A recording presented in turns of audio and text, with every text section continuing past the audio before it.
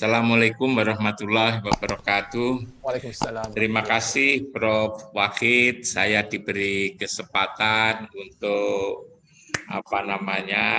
mensyarahi.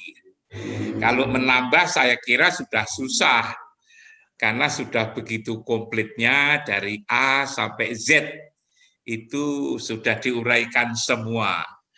Karena itu barangkali untuk memenuhi saja permintaan daripada Prof. Wahid, saya akan mensarahin agar barangkali bisa terbayangkan lebih konkret lagi. Kalau Gus Wahid tadi di awal-awal mengatakan ini tangan kita, ini kepala kita, ini kaki kita, ini perut kita, ini mata, telinga, dan otak kita. Kita yang punya tangan itu sebetulnya siapa? Kok kita sebut tangan kita? Kaki kita, perut kita, kepala kita. Kita yang punya kepala, kita yang punya perut, kita yang punya tangan. Lalu kalau kita sampaikan kepada diri masing-masing, ini tanganku, ini kakiku, ini telingaku, hidungku, aku yang punya ini sesungguhnya siapa? Itulah sesungguhnya yang disebut dengan diri. Diri yang sebenar-benar diri menurut pandangan saya. Dan memang kita selalu ngomong bahwa manusia itu lahir dan batin. Dan itu ternyata juga disebut di dalam Al-Quran. Yang lahir itu ya ayyuhan nas, inna khalaqnakum min dzakarin wa unsa wa ja'alnakum su'uba wa qabaila lita'arafu. Itu lebih tertuju kepada zahir. Tetapi yang dahir ini ternyata harus disempurnakan dengan ditiupkannya ruh. Itu di dalam surat As-Sajdah ayat 9 kalau tidak salah, summa sawahu wa nafakha fihi mir ruhihi. Aku sempurnakan kejadian ini dengan aku tiupkan ruh. Jadi ruh itulah yang sebetulnya lalu menyempurnakan yang ada di dalam dada kita masing-masing itu yang kita sebut aku. Karena itu ketika ngomong aku, tangan kanan kita mesti tertuju kepada dada kita ini. Aku yang punya tangan, aku yang punya perut ini. Nah, aku ini yang seringkali terlupakan. Diri ini yang seringkali terlupakan, yang tadi Gus Wahid mengatakan jangan kita ini lupa diri, apalagi lalu tidak tahu diri. Tidak tahu diri itu kan jelek banget itu kan. Lupa diri juga tidak bagus, tapi seringkali justru itu yang kita lupakan itu. Tidak tahu diri ini. Ternyata diri itu adalah ruh yang di dalam Al-Quran juga disebut iman, yang di dalam Al-Quran juga disebut ruh, nur, yang di dalam Al-Quran disebut juga kitab. Jadi yang roh itu adalah kitab, roh itu adalah iman, roh itu adalah nur, itu ada di dalam dada ini. Nah, kalau malam seperti yang dikatakan oleh Gus Wahid, kita tidur, ternyata mata masih ada, telinga masih ada, pikiran masih ada, mulut masih ada, tetapi tidak berfungsi. Kenapa? Karena yang punya mata, yang punya telinga, yang punya mulut, yang punya otak lagi digenggam oleh Allah. Allahu yatawaffa anfusa hina mautiha allati lam tamut fi manamiha. Seperti yang disebutkan oleh Gus Wahid tadi. Jadi ternyata roh ini kalau meninggalkan tubuh ini sudah tidak bisa apa-apa. Sama dengan ketika tidur.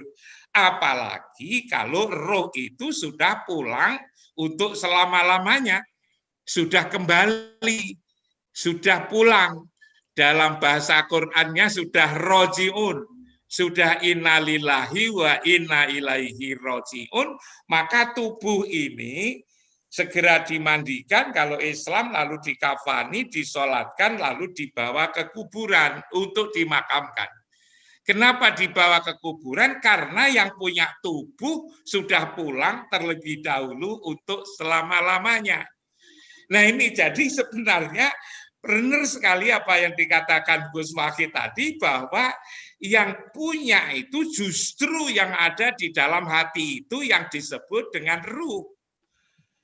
Kalau ruhnya sudah pulang, maka tubuh ini tidak ada gunanya sama sekali.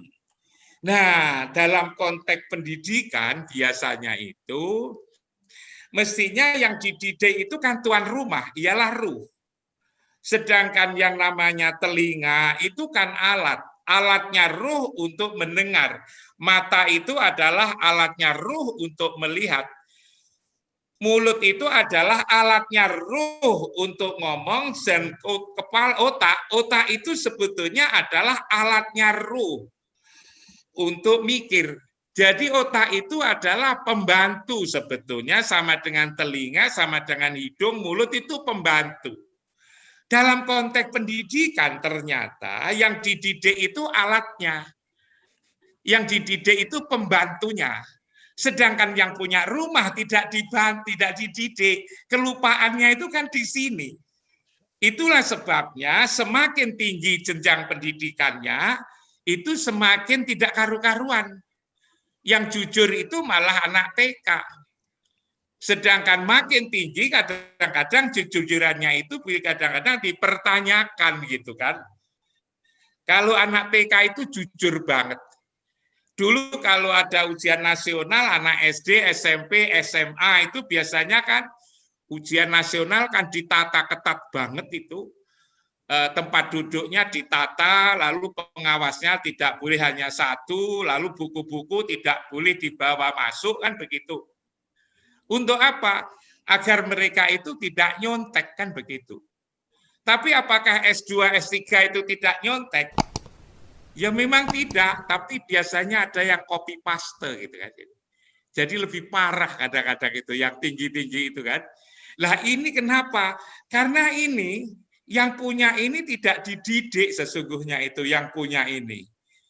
Kalau itu yang punya itu ikut dididik, maka menjadi bagus. Lah untuk didik itu apa? Untuk didik itu tidak ada lain kecuali agama. Agama itu sesungguhnya tertuju kepada persoalan-persoalan yang sifatnya batin, yang sifatnya roh itu. Kalau urusan-urusan yang bersifat sains dan teknologi, sebetulnya tidak perlu agama, tidak apa-apa sebetulnya. Masyarakat bisa maju tanpa agama. Kita lihat misalnya Korea, Jepang, misalnya China, lalu kemudian di Amerika Serikat, Eropa itu kan tidak begitu peduli agama, bisa maju. Bahkan Rusia sendiri itu yang dulu benci agama kok maju, padahal tidak ada agama. Lalu kenapa ini? Memang agama itu bukan untuk urusan sains dan teknologi. Agama itu lebih, saya katakan lebih tertuju kepada persoalan-persoalan manusia yang tidak bisa diatasi oleh manusia sendiri. Itu sesungguhnya adalah porsi agama. Karena itu ada agama, ada sains, dan ada teknologi. Hanya seringkali lalu kemudian dicampur aduk, dan ketika dicampur aduk malah justru tidak jelas mana wilayah-wilayah agama, mana wilayah sains, mana wilayah teknologi sebetulnya itu. Nah, kalau agama bisa mengatur manusia lalu kemudian menjadi bagus, manusia adalah mengatur dirinya sendiri. Ya, Gus Wahid tadi mengatakan itu agar diri itu menjadi bagus. Begitu pula ketika kita ingin menyelesaikan persoalan manusia, korupsi misalnya. Bagaimana agar tidak korupsi? Begitu gagal karena sasarannya itu tidak kepada sumber perilaku korupsi, ialah roh ini yang ada di dalam dada ini. Tatkala ada orang korupsi, lalu kemudian yang dihukum tubuhnya. Padahal tubuh itu adalah disuruh oleh apa yang ada di dalam hati. Mestinya itu untuk menyelesaikan itu adalah diurus yang tukang menyuruh ini, yang punya ini, hatinya itu diperbaiki. Itulah kalau Islam lalu mengatakan innama bu'istu li utamima makarimal akhlak. Akhlak sebetulnya yang ada di dalam dada ini. Hanya seringkali tatkala mengajarkan akhlak juga gagal. Misalnya di sekolah-sekolah itu pelajaran agama agar orang jujur, lalu kemudian anak-anak dikenalkan ayat-ayat tentang kejujuran, hadis Nabi tentang kejujuran, lalu dikumpulkan oleh guru agama, disuruh lalu ngapalkan. Dikira kalau sudah hafal ayat-ayat kejujuran dia menjadi jujur. Hafal ayat-ayat tentang sabar, tentang ikhlas, dia sudah sabar, lalu kemudian dia juga sudah ikhlas. Padahal dia baru hafal ayat-ayat.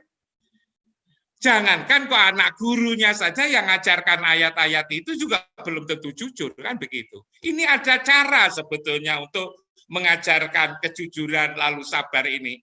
Sama atau dengan anak kita kalau lagi lapar. Kalau anak kita lagi lapar, masuk lalu kita carikan ayat Quran. Ketemulah lalu kemudian kulu wasrobu walatusrifu, suruh ngapalkan. Apa anak lalu kemudian kenyang? Juga tidak, karena memang untuk kenyang itu harus makan, bukan lalu kemudian dikasih ayat untuk ngapalkan. Begitu juga jujur, ikhlas, dan itu sabar itu. Nah ini seringkali memang dalam menyelesaikan persoalan manusia itu mesti harus ada kajian-kajian yang sebetulnya mendalam, tetapi juga betapa susahnya untuk memberikan informasi, memberikan pandangan, karena agama itu lalu sifatnya sangat sensitif. Siapa yang ngomong itu akan lebih penting daripada apa yang diomongkan. Siapa yang ngomong lebih penting daripada apa yang diomongkan. Padahal unduru ilama yang diomongkan daripada yang bukan yang ngomongkan, kan begitu kan. Nah ini satu problem. Nah mungkin lalu saya juga ingin menyentuh tentang saya selalu mengenalkan Baitullah yang namanya Ka'bah. Ini kalau tidak saya tambahkan barangkali ada salah paham. Kenapa kita kok lalu kemudian menyembah Ka'bah? Sebetulnya begini, logikanya gini Gus Wahid. Untuk mengetahui Tuhan kan tidak mungkin mengetahui Tuhan. Wong Tuhan itu tidak berbentuk, tidak berupa, lalu tidak beralamat, lalu tidak ada yang menyerupainya. Walam yakun lahu kufuwan ahad. Secerdas-cerdas apapun untuk mengenali sesuatu yang tidak ada bentuknya, tidak ada rupanya, tidak ada tempatnya, tidak ada yang menyerupai. Bagaimana? Kan susah. Tidak akan nyampe. Karena tidak akan nyampe itulah lalu kemudian yang saya katakan dulu, arabtu robbi bi robbi. Aku kenal Allah dengan Allah. Aku kenal Gus Wahid dengan Gus Wahid. Yang dengan Gus Wahid siapa? Ya Nyonya Wahid kan gitu. Itulah yang selalu dengan Gus Wahid. Lalu yang dengan Allah siapa? Kita lihat saja, kalau syahadat mesti asyhadu alla ilaha illallah wa asyhadu anna Muhammadar Rasulullah. Syahadat kalau satu itu tidak sah, harus dua. Tatkala kita baca Quran, kalau ada Allah, lalu kemudian juga disebut dan Rasulnya, Allah dan Rasulnya. Bahkan ada Quran mengatakan siapa yang taat kepada Rasul sama artinya taat kepada Allah. Mayyuti'ir Rasul faqat atau Allah. Lalu kul in kuntum tuhibbunallah fattabi'uni, siapa yang ingin disayang oleh Allah, dicintai Allah, ikuti saya. Jadi Allah dan Muhammad ini tidak bisa dipisahkan itu. Apalagi coba kita baca surat Al-Quran An-Nisa ayat 150, 152. Ancamannya begitu berat kalau kita memisahkan Allah dan Rasulnya. Maka lalu kemudian yang dengan Allah itu adalah Muhammad. Kita cari Muhammad. Muhammad itu di mana? Muhammad itu adalah ada di Madinah, jasadnya. Tapi dalam agama tidak berpikir jasad, ialah berpikir ruh. Kalau Rasul namanya Abul Arwah, bapaknya ruh. Di mana ruh Muhammad itu? Di Quran mengatakan, la uqsimu bihadzal balad wa antahillum bihadzal balad wa walidi wa mawalad. Aku bersumpah dengan negeri ini bahwa engkau ya Rasulullah ada di tempat ini, di tempat yang mulia. Apa namanya? Namanya adalah Baitullah yang ditandai oleh Ka'bah. Jadi Muhammad itu ada di Baitullah yang ditandai oleh Ibrahim dengan bangunan yang namanya Ka'bah. Itulah sebabnya semua kaum muslimin di dunia ini kalau nyembah Allah maka menghadap kiblat. Orang Indonesia, orang Malaysia, Singapura menghadap barat, Rusia menghadap ke selatan, Yaman menghadap ke utara, orang Eropa menghadap ke timur, menghadap ke satu tempat titik itu, ialah di mana sebetulnya Rasulullah ada. Dan Rasulullah selalu dengan Allah, bersama Allah, di sisi Allah. Dan kalau kita lalu kemudian menghadap ke Baitullah yang tandanya Ka'bah, ternyata ada ayat Quran yang mengatakan indah sekali, yang dulu juga pernah saya sampaikan, wa naza'na ma fi sudurihim min ghilin. Aku akan cabut apa yang ada di dalam dada, penyakit yang ada dalam dada, iri, dengki, takabur, loba, tamak, dan seterusnya dicabut. Di mana mencabutnya? Tajri min tahtial anhar, di tempat yang di bawahnya mengalir sungai. Di mana itu? Zam-zam itu di Baitullah. Kalau penyakit di dalam dada dicabut karena kita selalu berada di situ, berada tidak dalam pengertian fisik, tetapi ingatan kita. Kita ada di, saya di Malang, bapak-bapak ada di Surabaya, ada di Jakarta, ada di Makassar, ada di Palembang, di mana-mana, tetapi hatinya ada di situ, hatinya yang ada di situ. Maka lalu dicabut penyakit itu. Itulah lalu kemudian inna sholata tanha anil fasa wal mungkar. Tadi Pak Rektor Palembang mengatakan bahwa ngaji kok susah sekali, Pak Marzuki tadi doa kok susah sekali di situ, doa kok susah. Memang susah, tapi lama-lama akan bisa sebenarnya itu. Tetapi walaupun itu susah, memang dinyatakan di dalam Al-Quran, wa ija'alna baita masabata linnas. Ingat, aku telah menjadikan rumah sebagai tempat untuk pulang pergi. Dan di situ adalah aman. Wattakhidhu mim maqami Ibrahim musholla, dan aku jadikanlah makom Ibrahim itu sebagai tempat sholat. Jadi sesungguhnya menyembah Allah itu di tempat itu sebetulnya.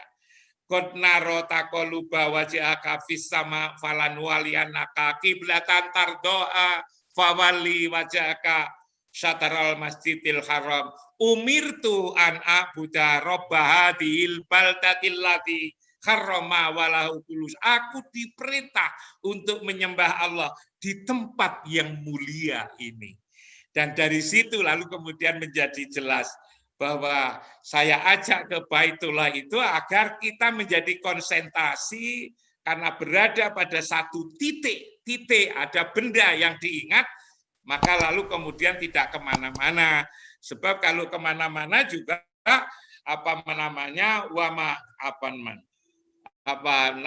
itu di Quran itu mengatakan tidaklah sholat di Baitullah kecuali hanya bersiul-siul. Wa makana sholatuhum indal baiti, tidaklah sholat di Baitullah illa mukaan, kecuali hanya bersiul-siul dan bertepuk tangan. Bahkan lalu fadukul adzaba bima kuntum takfurun. Ingat, azab Allah begitu keras kamu katanya, karena kamu menserikatkannya. Kenapa disebut menserikatkan? Karena katanya nyembah Allah, kok lalu kemudian yang diingat macam-macam, itu namanya menserikatkannya. Saya kira itu Gus Wakid sedikit luar biasa yang bisa saya sampaikan, dan tentu disitulah sebetulnya kalau innalillahi wa inna ilaihi rajiun itu yang kemarin juga saya katakan, mungkin saya pertegas lagi, jasad kita, jasmani kita karena dari tanah akan kembali ke tanah, maka ruh kita ini kembali ke tempat asal. Tempat asal ditiupkannya ruh ialah pangkalan ruh. Kalau HP kita itu ada server besar di satelit, maka ruh kita itu ada di pangkalan ruh ini. Dan ketika tadi disebut ya ayat Tuhan nafsul mutmainnah, maka tatkala kita kembali kelak, maka kita akan senang kembali karena bekal kembali sudah ada, iman amal soleh kita. Lalu kemudian jalan menuju kembali, kita selalu sholat 5 waktu ke tempat itu, tempat kembali juga sudah jelas. Alangkah indahnya kalau kita bepergian. Bepergian berangkatnya itu senang, tapi lebih senang lagi tatkala kita pulang. Kita pulang senang kalau ketika pergi hasilnya sudah dapat, jalan menuju pulang kita tahu, tempat pulang kita tahu. Ke akhirat nanti dengan ngaji itu juga begini, amal soleh kita sebagai rektor, sebagai dosen, sebagai direktur jenderal, dan lain-lain dengan ikhlas bekal kita, menuju pulang, jalan menuju pulang juga sudah tahu, tempat pulang juga sudah tahu, ialah di Baitullah menuju ke Rasulullah dan Allah. Kurang lebihnya mohon maaf. Assalamualaikum warahmatullahi wabarakatuh.